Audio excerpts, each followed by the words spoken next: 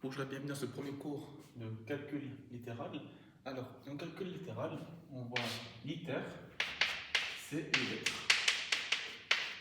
Ça signifie qu'en mathématiques, on va faire des calculs, non plus avec des chiffres, comme si c'était pas assez compliqué, mais avec des lettres. Alors, les lettres, très souvent qu'on va utiliser, ça va être X, Y, A, B, K, et parfois P et Q.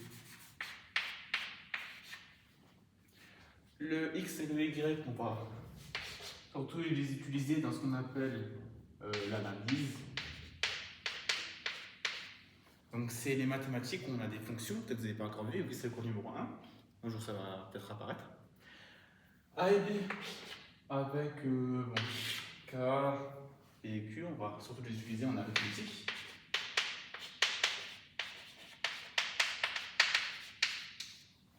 Et peut-être vous avez vu d'autres lettres en physique-chimie, telles que V pour la vitesse, si je l'écris bien le V. T aussi on l'utilise en maths, on l'utilise, mais c'est surtout en physique. Et on a aussi d'autres lettres comme les lettres grecques, mais ça vous pouvez débuter, ça va pas être dedans. Alors c'est un cours normalement qu'on débute en classe de 4e au collège, mais ici je vais vous faire un aspect assez simple. Donc on va utiliser surtout pour ce cours là les lettres X, Y, A et B. Les autres on va pas s'en charger parce que ça c'est pour d'autres cours. Donc ces lettres là elles s'effacent, comme ça vous savez au moins encore vous attendre.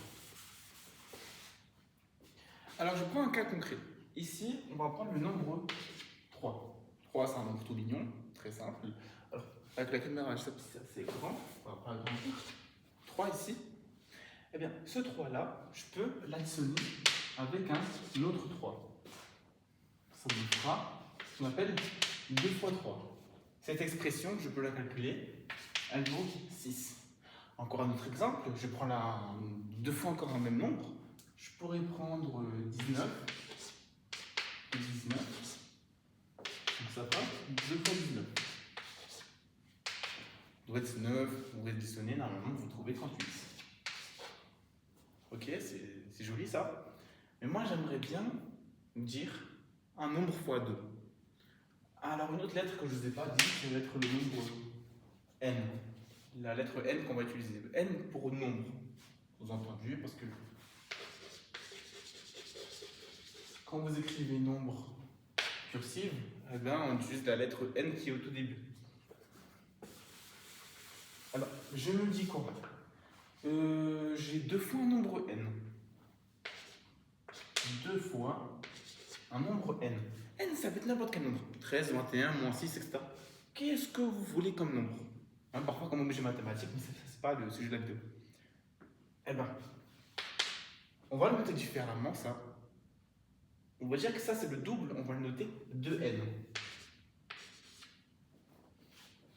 Ça, c'est déjà le double. Donc ça, c'est la première règle en calcul littéral.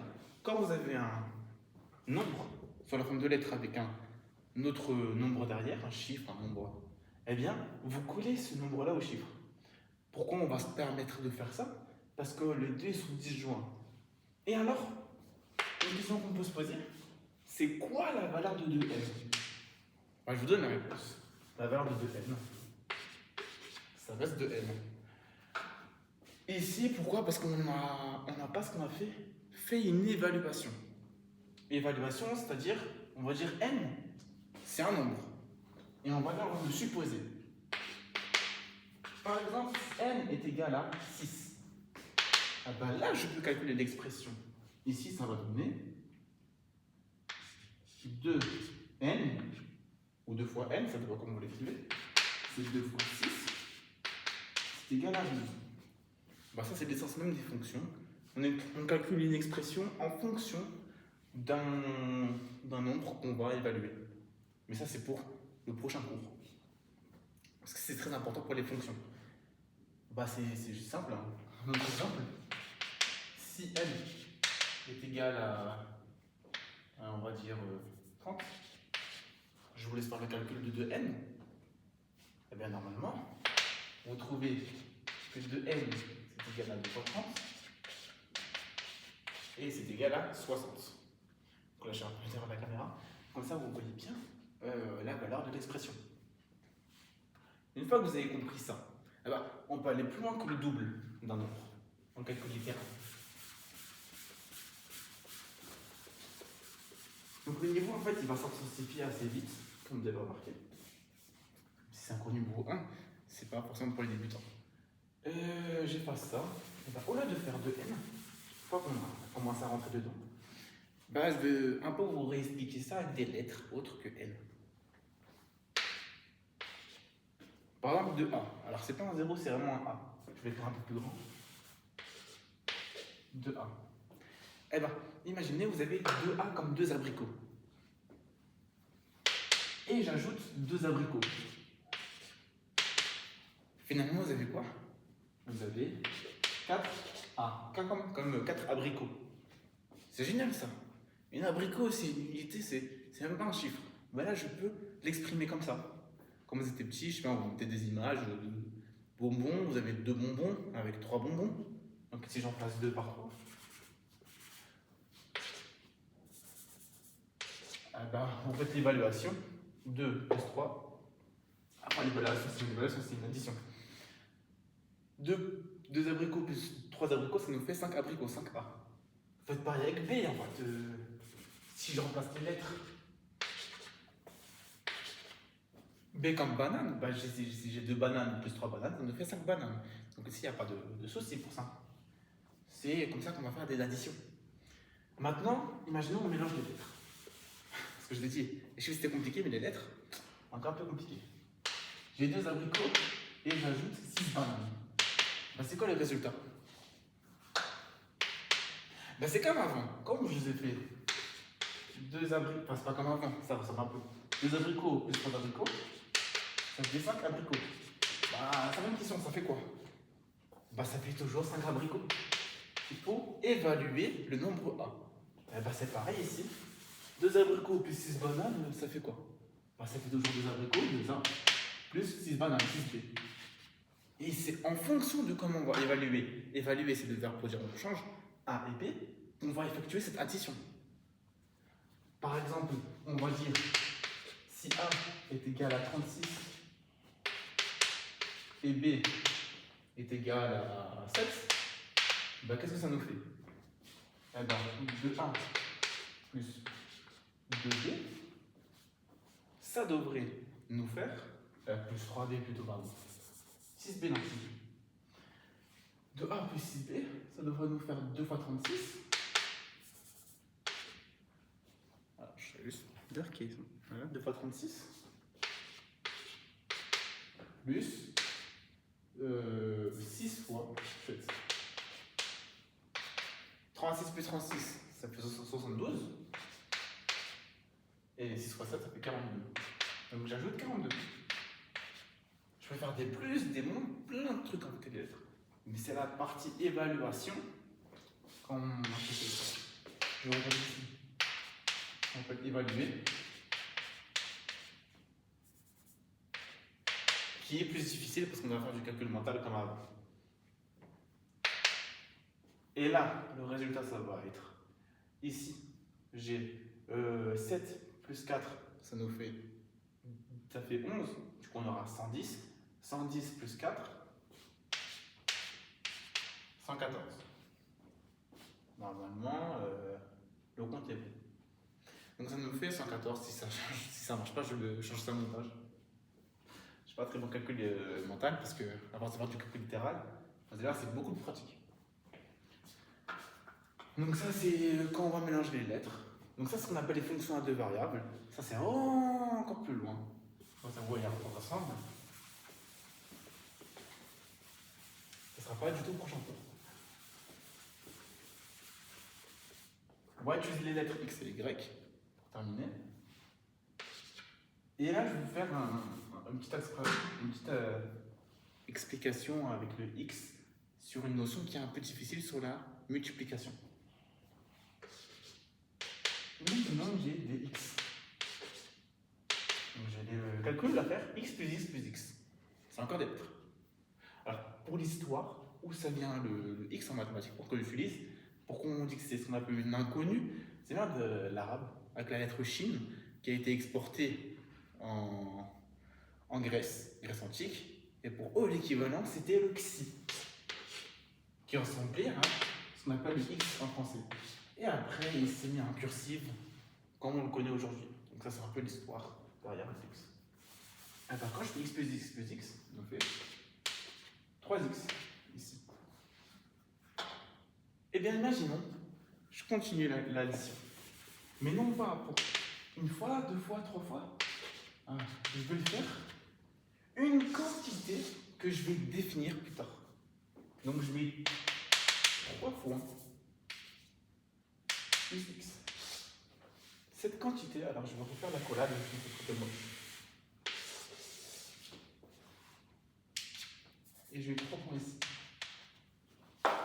Je vais la dire, c'est une quantité n, une quantité entière.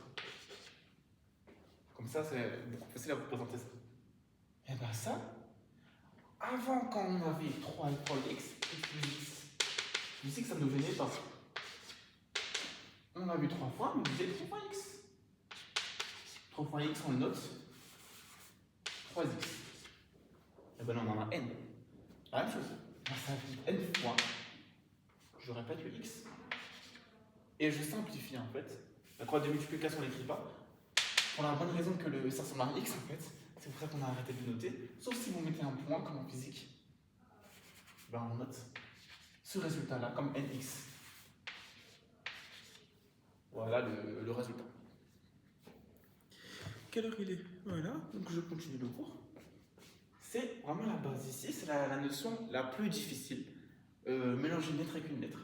Ça signifie que le x, je le répète n fois. Eh ben, on va calculer cette expression-là. Et vous allez voir pourquoi c'est pratique. Parce que au lieu d'écrire 1 milliard de fois d+, j'ai juste à choisir le n. Mais j'ai qu'à calculer l'expression. Eh ben, si x est égal à... Je ne vais pas abuser, je vais dire 5. De base, je vais dire 17, mais bon. Eh ben, j'aurai quoi? Cette expression-là, qui est égale à nx, n fois le x, il faut se dire ça, c'est juste un beau x, et je vais bien insister sur le x. Notez-le en cursif, ne le notez pas comme ça. Parce que ça, si vous le notez en forme de croix, on peut le confondre avec la majuscule du x. Et en mathématiques, la majuscule du x, on note comme ça. Et on peut aussi le confondre avec la croix de multiplication. Donc avoir un truc du type 3 fois x, noté comme ça veut dire autre chose. On verra plus tard. C'est comme si on avait 3s carré. Donc vraiment, j'insiste, ça ne va pas avoir les mêmes résultats. Notez bien les x en cursif, comme ça je pourrais faire 3 multiplié par x comme ça, et là, il n'y a pas d'ambiguïté. C'est la croix de multiplication, c'est le x. Donc nx, c'est x, par x c'est fois 5. Je vais changer, je vais mettre c'est n fois 5. Mais en fait, ça donne 5x. Et si on doit développer ce qu'on appelle une extenso, plus x, plus x, plus x, plus x, plus x. 1, 2, 3, 4, 5 fois le x. Voilà comment on mélange. Imaginons maintenant, un nouveau cas encore, pour le y. Comme ça, on a un peu vu toutes les lettres. Même si normalement, vous devez vous habituer avec le x à faire ça. On va faire des petits calculs derrière de simplification. Comme ça, pour comprendre.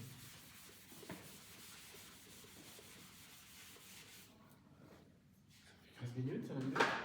Ici, j'ai x et y. Qu'est-ce que je vais faire? Maintenant, j'ai x, simplement. Et je le multiplie avec le point de multiplication x. Ça, c'est un fois. Comme ça, vous reprenez ça.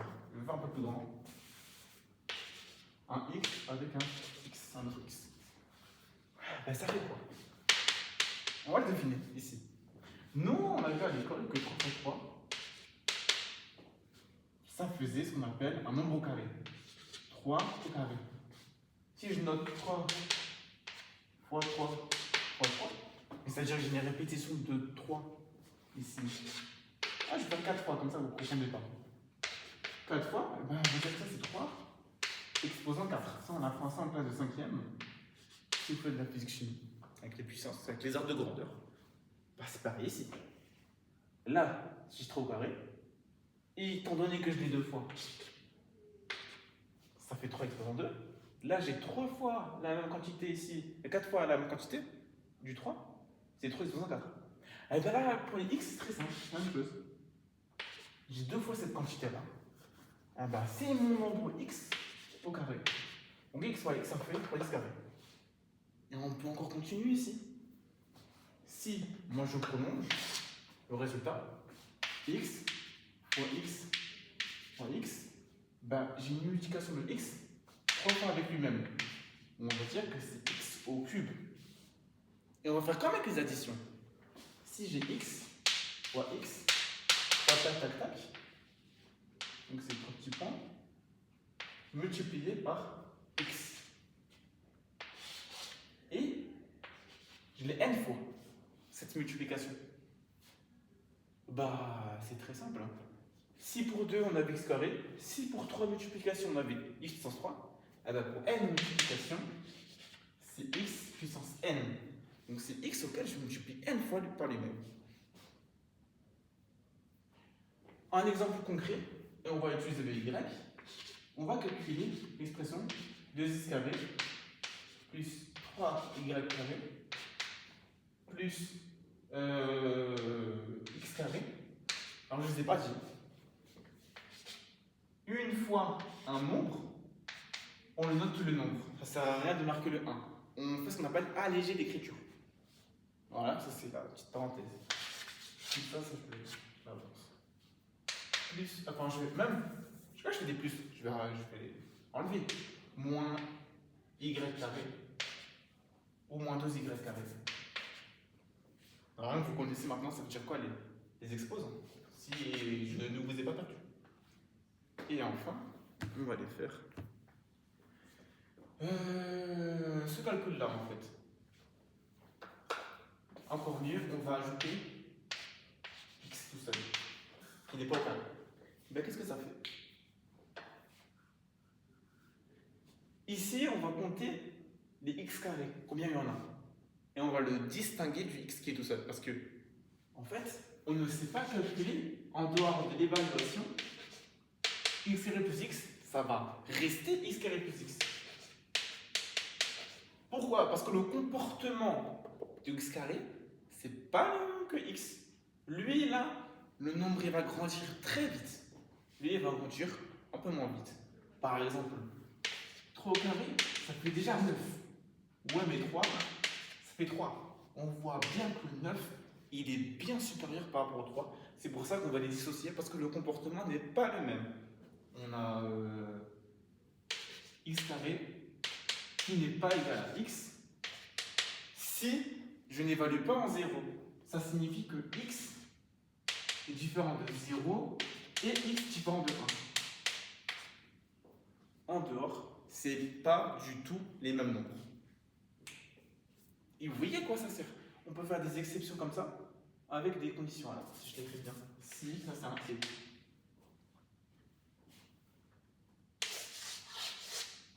Voilà, ça c'est encadré, c'est à connaître par cœur aussi.